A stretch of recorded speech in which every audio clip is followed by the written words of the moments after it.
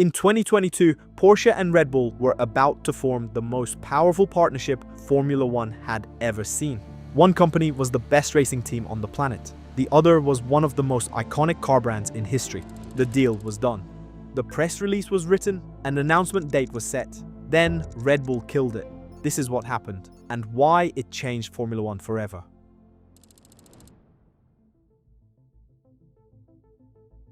The fact that these two organizations found each other in 2022 surprised nobody. But what happened next surprised everyone. But to understand why, you first need to go back. Because Porsche had tried to conquer Formula One before, 3 times. And the results had ranged from modest to invisible to openly humiliating. Their first entry into Grand Prix racing came in 1961. They had a car, they had an engine. They weren't particularly competitive, but they showed up. Dan Gurney scored them a single victory in 1962. Then Porsche looked at the costs, looked at what they were getting in return, and quietly walked away. The second chapter of Porsche and Formula One is the chapter most people don't know is a Porsche chapter.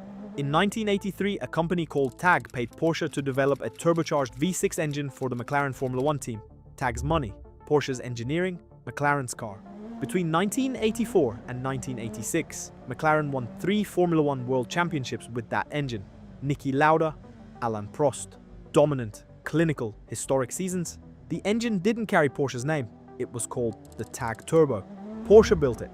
Someone else got the credit. Then came 1991. Porsche returned to Formula One as an engine supplier, this time under their own name, for a team called Footwork Arrows. And it was not just a failure. It was an embarrassment.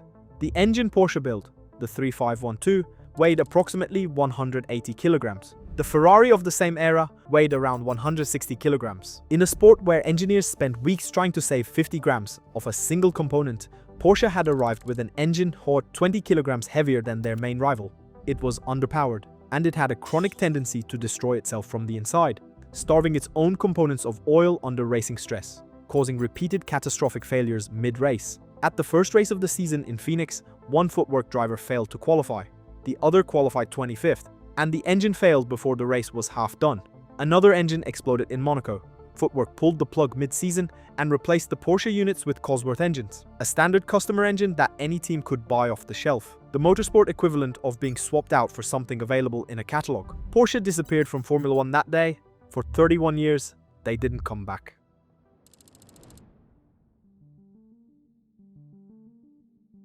To understand why 2022 felt different, you need to understand the situation Red Bull was in. Red Bull Racing is not a traditional Formula One team. Established in 2005 and run by an energy drink company, Red Bull was built around one specific philosophy: move fast, think differently, don't wait for permission. Within 5 years of arriving, Red Bull was the best team on the grid. 4 consecutive world championships between 2010 and 2013 with Sebastian Vettel. Then, in 2021, Honda, their engine supplier, announced they were leaving Formula One at the end of the season. For most teams, losing an engine manufacturer is close to catastrophic. The companies supplying Formula One power units invest hundreds of millions of dollars and years of dedicated engineering to be competitive at that level. You don't replace that overnight. Red Bull's response was to announce they would build their own engine, from scratch, in-house, at a brand new facility in Milton Keynes, England. They called the new division Red Bull Powertrains. It was either extraordinary confidence or extraordinary arrogance, possibly both. Underneath the boldness, though, was a practical problem. Building a new engine division takes time and money on a scale that strains even large organizations. And looming over everything was 2026, a complete overhaul of Formula One's technical regulations, including a brand new engine formula, simpler, more road relevant, designed to attract new manufacturers into the sport who had been priced out or put off by the complexity of the previous rules. For Red Bull, 2026 was going to demand another enormous step in investment and capability. They needed a partner. Porsche, meanwhile, had spent years developing hybrid technology through their endurance racing program, winning the 24 Hours of Le Mans outright in 2015, 2016, and 2017. That expertise was directly relevant to what the 2026 engine formula required. They had capital, they had the brand, and they had been desperate for a proper Formula One presence under their own name for decades. Red Bull needed what Porsche had. Porsche needed what Red Bull had. And Formula One, growing faster than it had in years, was the stage both of them wanted to be on. By early 2022, they were talking seriously.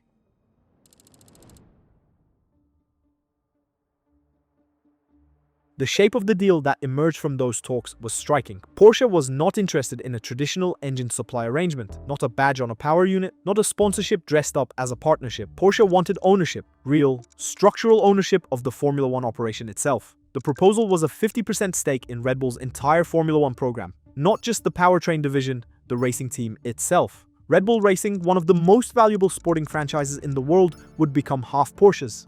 In return, Porsche would co-develop the 2026 engine, bring financial investment, and provide access to their hybrid technology and engineering resources. By late spring, the deal had progressed far enough that an announcement date was set: the Austrian Grand Prix, early July. The Red Bull Ring, the circuit named for Red Bull, located in the home country of Red Bull's founders. Porsche making their return to Formula One official at the most symbolically loaded race on the calendar. The press release was written. PR teams were briefed. Within the Formula One paddock, a world where information moves through informal networks faster than any official statement, people weren't really asking whether the deal would happen. They were already adjusting to a world where it had. Then, the FIA missed the deadline. The FIA is the governing body of Formula One. They write and approve the technical regulations, the rulebook every manufacturer must understand fully before committing a decade of engineering work. The 2026 engine regulations had been promised by the end of June 2022. They didn't arrive. For Porsche, a company operating within the Volkswagen Group, one of the largest automotive conglomerates in the world, a company that requires board-level approval before making major strategic commitments, this was a real obstacle. You cannot sign a 10-year partnership built around a technical formula that hasn't been finalized.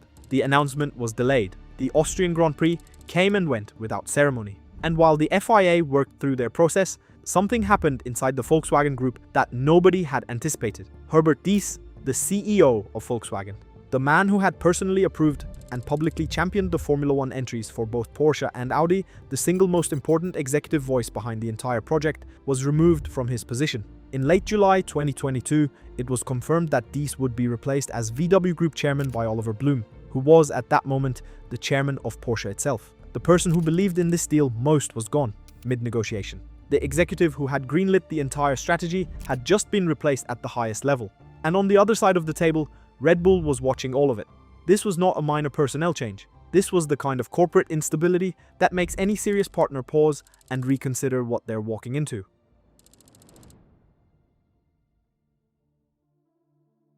On top of the FIA delay and the VW leadership upheaval, something happened in late July that changed the negotiation entirely. Official documents emerged from the Competition Authority of Morocco, antitrust filings, the kind of regulatory paperwork that must be submitted across multiple jurisdictions whenever a major corporate acquisition is being planned, standard legal procedure, routine. Except the contents were not routine. The documents confirmed that Porsche was in the process of acquiring a 50% stake in Red Bull technology. The deal was now public. Before it was finished, before it was signed, before either side had chosen to announce it. Two things happened at once. Porsche lost control of the narrative. When you are finalizing a partnership of this scale, the timing of when you go public is part of the negotiation itself. And that control was now gone, handed to a filing in a country neither party had chosen. And the leak woke someone else up. Honda had officially departed Formula One at the end of 2021. But the reality was more complicated. Red Bull and Honda had maintained a working relationship throughout 2022. Honda's technology was still inside the cars, still being developed and serviced behind the scenes. The official exit was clean on paper. In practice, the connection had never fully closed. Honda Racing Corporation was watching the Porsche talks closely. When the Moroccan documents made it legally concrete, when it became undeniable that Porsche acquiring 50% of Red Bull would seal off any path back for Honda, their interest accelerated. Behind the scenes, Honda began having more direct conversations with Red Bull about 2026. What would a return look like? What could be built around it? The deal that had seemed finished was now being reconsidered. Red Bull had options they hadn't had before.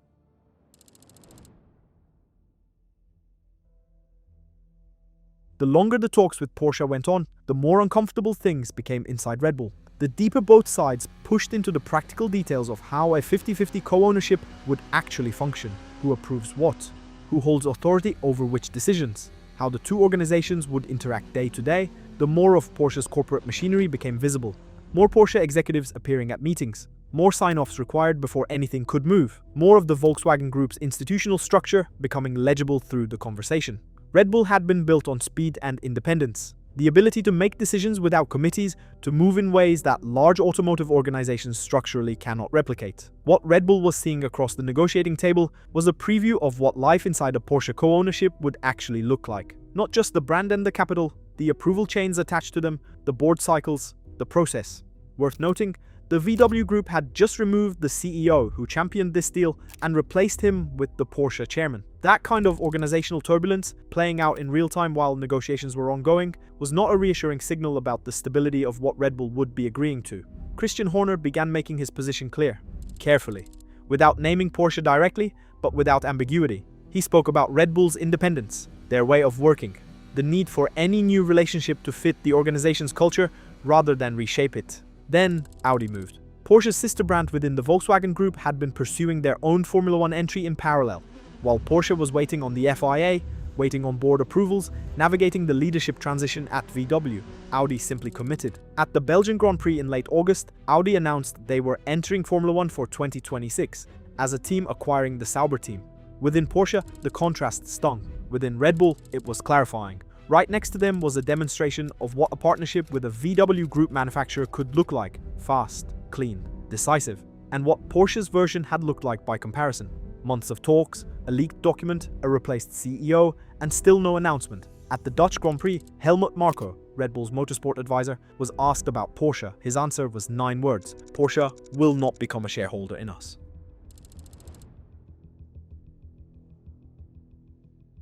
What happened after Monza is not a footnote. It is the part of this story that changes what the story means. Porsche did not walk away from Formula One after Red Bull said no. They went looking for another door. Conversations were opened with McLaren, one of the most storied teams in Formula One history, with 11 Constructors' Championships and a brand of their own that sits in the same cultural territory as Porsche. If any team might have seen things differently than Red Bull, it was McLaren. McLaren raised the same concerns. The same structural resistance to the level of equity and organizational access Porsche was seeking. The answer, delivered more quietly than Red Bull's, was the same answer. One rejection can be explained away. Red Bull are famously protective of their independence. They have a resistance to outside interference that is almost constitutional to who they are. Maybe the problem was Red Bull specifically. Maybe a different team would have said yes. 2 rejections, from 2 different teams with 2 different ownership structures, 2 different histories, 2 different sets of priorities. Those tell a different story. They suggest the obstacle was not Red Bull's culture, it was the gap between what Porsche believed they were worth and what the teams who looked closely at the offer actually concluded. Porsche had spent decades operating on the assumption that the Porsche name was, by itself, sufficient currency to buy a seat at any table they chose. In Formula One in 2022, a sport flush with investment, growing faster than at any point in its history, with teams who had built real technical advantages of their own, that assumption ran directly into its limit. Meanwhile, Red Bull moved on without breaking stride. Within months of the Monza statement, Red Bull announced a partnership with Ford for the 2026 engine program. Ford, a company that had been absent from Formula One for 2 decades, would co-develop the power unit alongside Red Bull powertrains and put their name on the car. But Red Bull retained full operational control of the team. The arrangement was, in every meaningful sense, the opposite of what Porsche had proposed. A manufacturer willing to come in on Red Bull's terms, not their own. The seat Porsche had spent months negotiating for was filled by someone who asked for less. In March 2023, Porsche confirmed they would not be on the grid in 2026. In August 2024, Porsche's motorsport director Thomas Laudenbach went further. Formula One, he said, was a closed chapter, not a topic, something the organization was no longer spending energy on. 33 years after footwork, 2 rejections in the same negotiating window, and Ford's logo on the car that should have been theirs. The story of the Red Bull-Porsche deal is not a story about one side being right and the other being wrong. It is a story about 2 organizations, and then a third, with fundamentally incompatible ideas of what a partnership should mean. A brand that went around the paddock, heard the same answer twice, and still couldn't close the gap. What is certain is this: the press release was written, the announcement was booked, and somewhere in a legal archive that nobody looks at anymore, there is a document from a competition authority in Morocco confirming that for a brief moment in the summer of 2022, the deal was real enough to require regulatory filings across 20 countries. Real enough to be almost just not real enough to happen.